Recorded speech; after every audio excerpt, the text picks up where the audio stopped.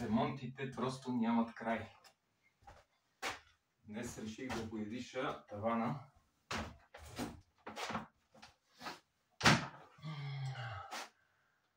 И докато си боядисвам, си мисля, ето защо бояджиите им е скъпа работа. Ами как не?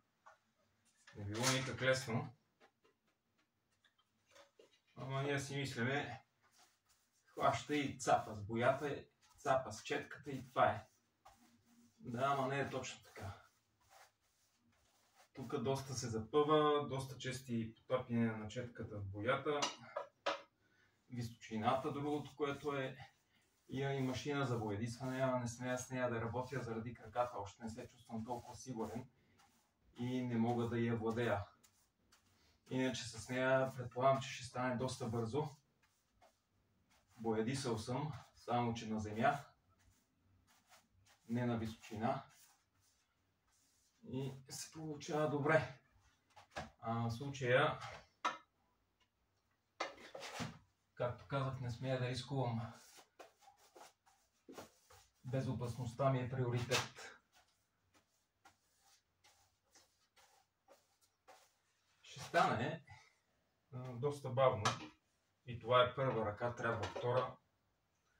Направо ще ми се разкаже играта.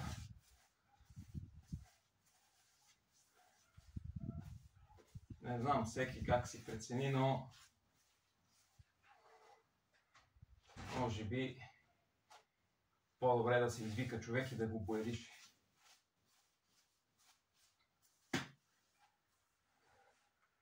Много работа, много усилие. Айде първо започваме ремонта тук на тази стая, така че ще има още доста труд.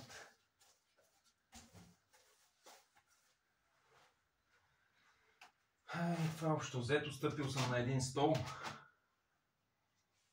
и не е много удобен, но нямам нищо друго подходящо.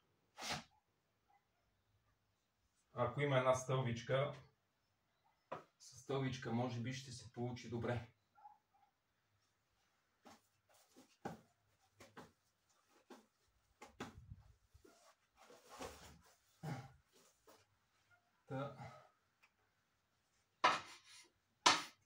Това е общо взето с две думи.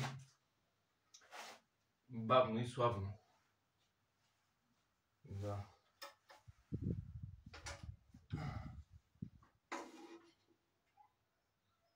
Тъй. Охо.